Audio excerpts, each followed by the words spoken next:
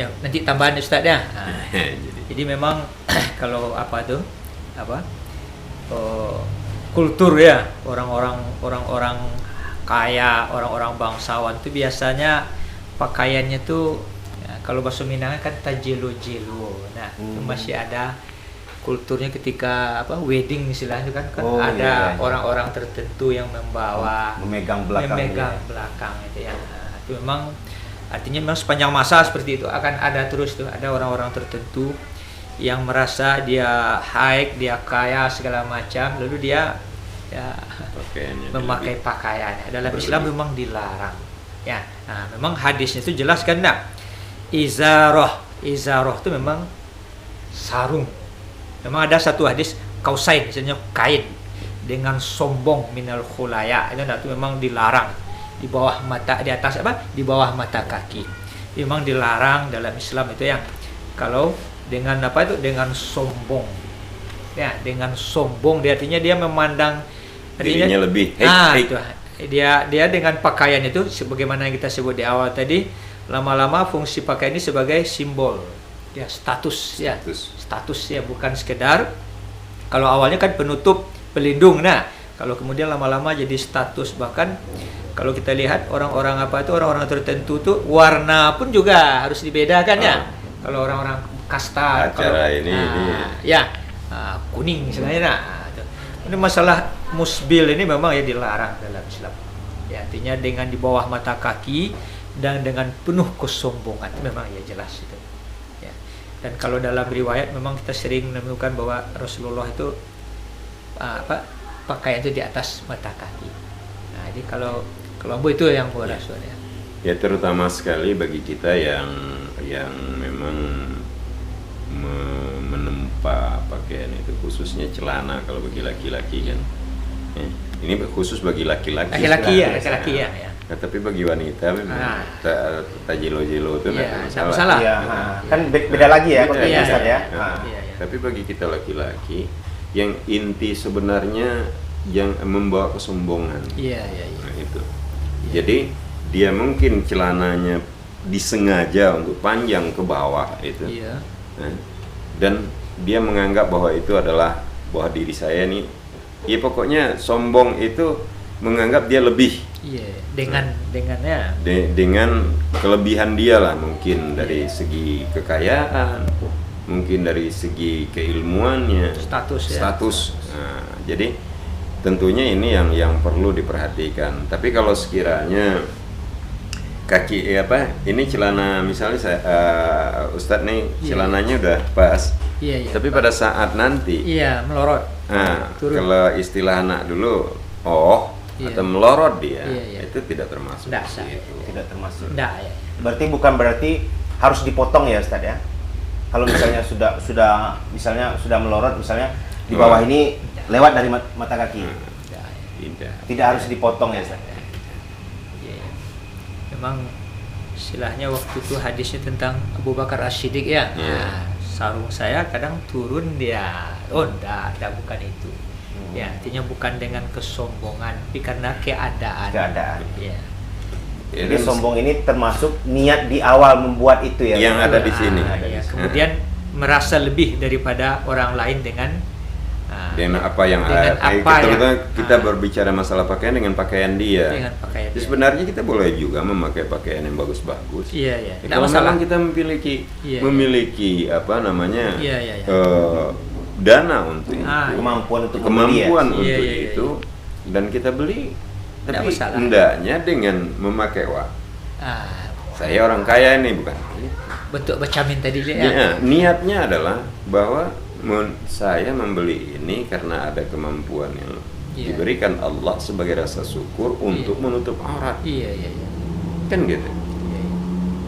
Dan berpakaian ini sebenarnya banyak lagi yang Ustaz. Tata cara misalnya. Betul. Kalau berpakaian, kalau kita pakai celana, ya kan celana itu ada celana luar, ada celana dalam. Ini diawali dengan kaki kiri atau kaki kanan ini. Itu harus jelas. Jadi bagaimana itu Ustaz? Dan pelatihannya dari anak-anak. Kadang-kadang anak-anak suka sekali masukin celananya gini, kiri dulu. Kan seharusnya yang kanan. Kanan dulu. Yang kanan dulu. Pakai baju juga begitu berarti Ustaz? Ya boleh semuanya ya, boleh katakan kanan dulu. Jadi dimulai dengan Nah, dan ini terutama bagi kita laki-laki, kan ar-rijalu qawwamun 'alan nisa. Nah, yang diawali dulu kan ku anfusakum wa alaikum nara. Iya, iya. Anak kita, istri kita. Lihat, kalau salah, nih salah. Jadi ada berpakaian ini, prosesnya tadi ini Iya, kembali kepada proses. Nah, anak kita perhatikan. Nah, tentunya mengawali berpakaian itu bagaimana? Apakah sekedar pakai aja? Waktu itu terburu-buru itu pakai aja. Paling tidak awalilah dengan basmalah. Karena termasuk beribadah enggak pakai berpakaian ini.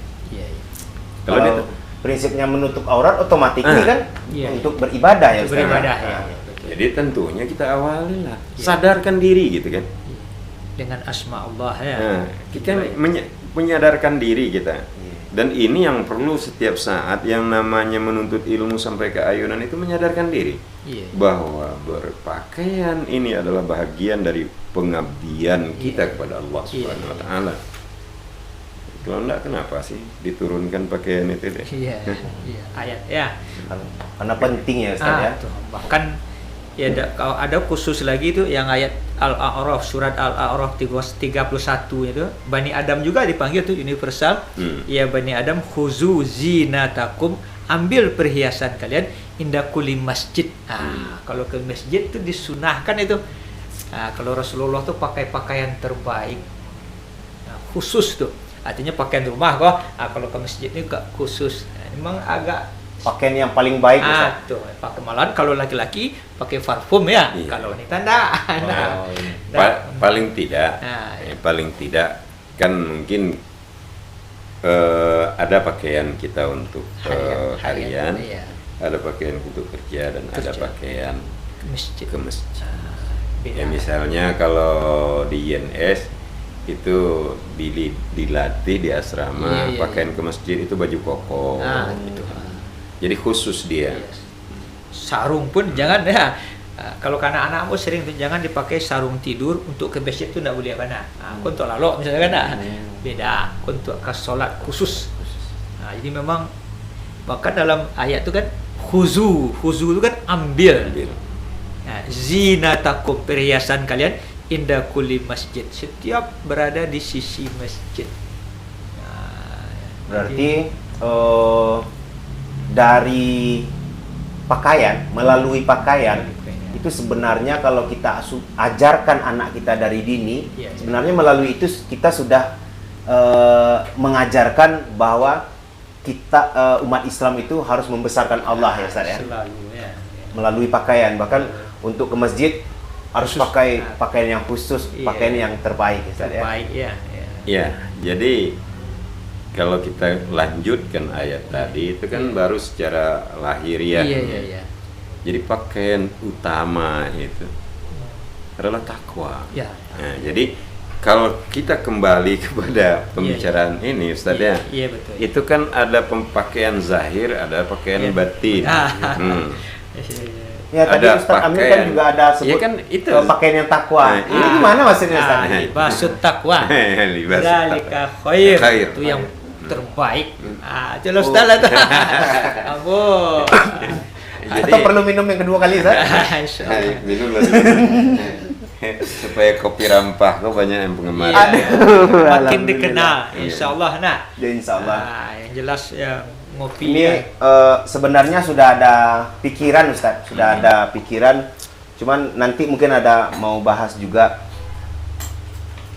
inginnya melalui kopi ini nanti mau berzakat, tapi bagaimana caranya itu nanti mungkin ini akan bicara lebih lanjut sama Ustaz, sama Ustaz Amin dan Ustaz Yas, gimana caranya Yudis bisa berzakat melalui kopi rampah ini gitu. Zakat ya, sedekah sedekah ya Ustaz ya. Sedekah ya Ustaz. Sedekah. Atau mungkin nanti apa sedekah atau zakat satu apa pula ya. Mungkin nanti setelah acara ini selesai sesi itu kita bahas Ustaz. Jadi kembali kepada apa tadi? Libasut taqwa. Libasut taqwa khair. Jadi pakaian takwa ini adalah pakaian rohani. Iya, iya, iya. Karena hakikat daripada takwa itu penyerahan. Iya, iya, iya. Secara menyeluruh terhadap Allah Subhanahu wa taala. Dan itu harus kita sadari, seperti kita sadar berpakai baju tadi gitu. Sehingga takwa itu tidak seperti kita baju yang compong-camping. Kalau orang pakai baju compong-camping, misalnya sobek di sini, kan dikatakan kelihatan auratnya. Jadi pakaian takwa ini adalah pakaian yang perlu kita asuh di dalam diri. Bagaimana caranya? Tentu untuk dengan memperdalam pemahaman terhadap ajaran-ajaran agama kita, memantapkan tauhidullahnya, memantapkan ibadahnya. Kalau pembahasan yang secara mendalam kan ada untuk bagaimana mendekatkan diri dengan ma'rifatullah, ada ma'rifatul Islam, ada ma'rifatul Rasul, ma'rifatul Al-Quran. Cuman kadang-kadang kalau dikatakan ma'rifat ini orang dulu-dulu, itu berat itu. Sebenarnya ma'rifat itu kan mengenal. Jadi kalau kita kenal, maka kita akan bisa interaksi, bisa menyadari, terutama diri kita, sehingga pakaian takwa ini tidak pernah lepas gitu. Kan pakaian itu tidak boleh lepas kan. Pakaian jasmani ini boleh lepas nggak? Maka dikatakan orang terbuka auratnya. Nah, pakaian takwa itu kapan lepasnya? Setelah dia dapat pegang teguh itu. Jadi dengan mungkin ini maaf, satu lagi tentunya nggak gawe untuk menafsirkan, cuman secara pemikiran logika saja, dengan mengingatkan bahwa pakaian takwa itu adalah baik, itu adalah merupakan suatu peringatan kepada kita, atau Allah mengingatkan tidak hanya mengurus yang tampak itu, zahir, tetapi ini yang lebih baik, batin. Pakaiannya apa? Ya tentu syariat Islam itu secara menyeluruh kan. Itu yang pakaian takwa. Jadi pendalamannya berangsur-angsur lah. Kalau ibarat orang Minang mengaji itu dari alif. Dari alif ya. Itu kalau kita sebagai orang tua, itu kewajiban kita untuk mendidik anak-anak kita agar mereka memiliki pakaian yang khair tadi, pakaian yang baik tadi, ketakwaan gitu. Sampai-sampai bagi kita sampai sampai liang lahat diwajibkan menuntut ilmu. Sebenarnya dengan diskusi ini, sharing ini kan juga menambah keilmuan baik Yudis, Ustadz dan Ustadz sendiri. Karena kenapa? Karena tidak semua kita yang ingat dan paham itu, saling mengingatkan. Mungkin itu sebagai yang lebih dalam tentunya. Artinya memang libasut taqwa itu memang takwa itu yang jadi pakaian kan untuk menutup ya.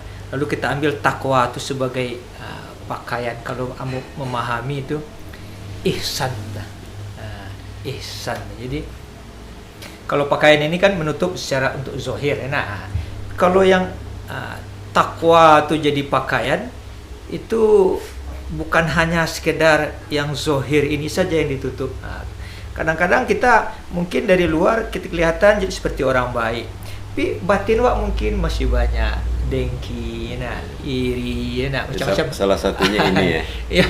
Nah, supaya ini ada apa misalnya? Iya. Kalau sekarang itu kan ada CCTV. Iya, CCTV ya. Jadi dengan adanya CCTV kan sebenarnya ini kesadaran kan? Iya. Di sini dia ada, di sini ada. Iya. Kan CCTV yang Allah punya itu. Iya. Pengawas ya. Pengawas kita. Raqib dan Atid Raqibun Atid. Lanjut hari ini. Jadi suka memang nyolong nih. Ya itu memang sebagaimana yang Ustadz itu memang harus berproses tuh. Ya sampainya nanti tarafnya tuh ya ihsan ya, merasakan Film kehadiran apa? film takun Nah, ihsan itu kan antakbudallah, kalian beribadah kepada Allah karena tarahu, seakan-akan kamu melihat dia. Fa'ilam takun, fa'ilam itu kan lam itu kan, dan selama-lamanya kalian tidak akan dapat melihat Allah. Nah, fa'inahu yarak ya, maka yakinlah ya dia itu melihat. Jadi kalau seandainya ya dia merasakan ya Allah tuh melihat, selalu mengawasi, memantau, nah, bahkan daun selai daun pun gugur dia terpantau, pasti Allah tahu. Otomatis rasanya ini memang orang udah istimewa. Tapi pemahaman yakin ini perlu diapakan ini proses tentunya memang susah ya. Iya, karena proses. Yakin untuk diucapkan itu kan gampang gitu. Sekali ya. Proses ya. Tapi yang yakin itu kalau menurut kalau untuk sementara, wallahu alam ya. Untuk sementara bahwa yakin itu penuh kesadaran. Nah, itu yang yakin. Ya. Kita yakin kepada Allah ini penuh kesadaran bahwa Allah itu ada. Dan kalau untuk melihat Allah kita tidak mungkin bisa. Kecuali di surga nanti ya. Tapi kesempatan untuk itu ada. Nah, ini sebenarnya bisa kita jadikan motivasi ya, supaya berhias ini betul-betul untuk dalam rangka ya. Tapi ini tidak boleh jadi peluang untuk penelitian ya Ustaz ya. Yang jelas cuma dalam dalam istilahnya dalam kenyataan ya, istilahnya dalam kenyataan efek tabaruj. Nah, tabaruj itu artinya menampakkan aurat ya kepada non mahram. Nah, itu kan nampak. Nah, kalau kita lihat ada orang meneliti itu di seluruh dunia ini kasus-kasus pelecehan seksual terhadap wanita, itu kan, itu awalnya kan dari tabaruj ini ya, artinya menampakkan ya, sehingga ngeri orang jadinya ya. Tapi di saat mereka misalnya seorang wanita tuh dia menutup aurat dengan syar'i itu ya alhamdulillah kecenderungan orang untuk berbuat jahat kepada dia tuh langsung langsung. Tapi di saat mereka istilahnya membukaan itu tabarruj itu, otomatis orang-orang itu terpancing untuk melakukan hal-hal yang tidak baik kepada wanita. Jadi hikmah hanya itu kita lihat ya. Nah, jadi Islam ini begitu sangat ya. Ini termasuk apa tuh? Salah satu daripada ayat-ayat dan hadis-hadis yang agak detail. Tentang aurat ini agak detail.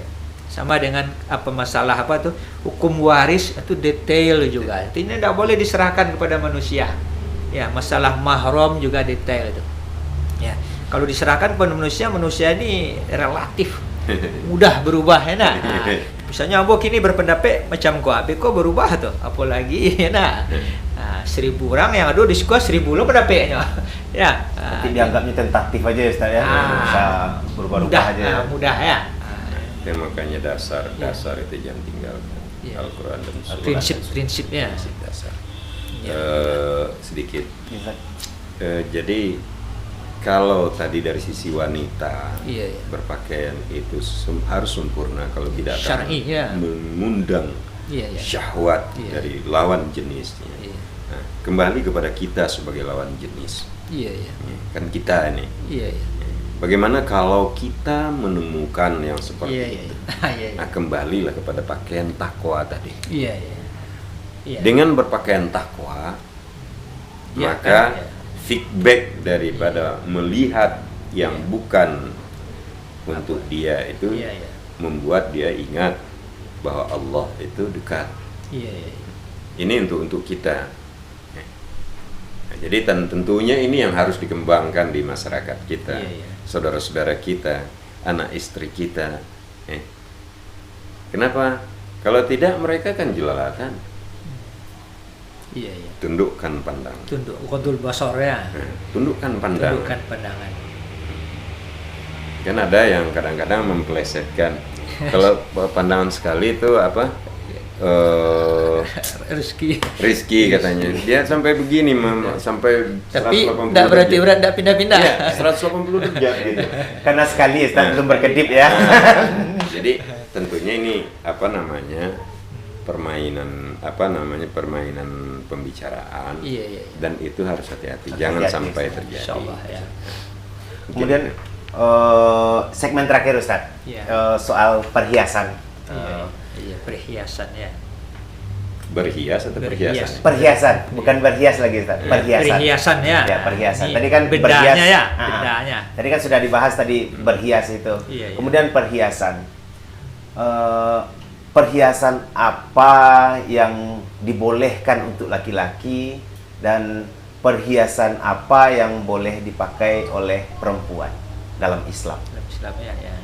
Mungkin Ustaz bisa bantu dijawab. Kalau ini nanti tambahannya ya. Kalau yang laki-laki kan, kalau yang perhiasan bagi dia tuh ya misalnya yang normal kan misalnya ya kan termasuk ya. Kalau dalam apa yang boleh itu kan cincin boleh juga. Boleh Ustaz ya? Boleh. Cincin ikatan. Ya. Boleh, tapi syaratnya tidak dari emas. Iya. Sepatu. Sepatu ya termasuk dia. Hiasan istilahnya itu, perhiasan istilahnya. Kalau cincin ini pakai batu cincin boleh nggak Ustaz? Kalau batu ya, kalau istilahnya kalau yang ambo kena, kalau istilahnya lambo tanya-tanya loh. Selagi prinsipnya perhiasan, tidak ada istilahnya unsur-unsur yang ya itu tidak masalah. Ya misalnya kita senang,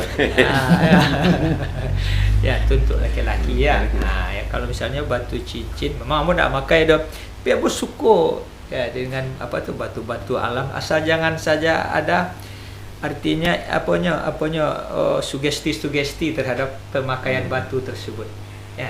Kalau ya kan batu itu dia bagus kan, mengingatkan kita bahwa kebesaran Allah, ciptaan Allah. Kebesaran Allah. Iya. Ya kalau sebenarnya kalau sampai ke batu itu kan juga pernah ada penelitian dari teman-teman dari ITB nggak salah.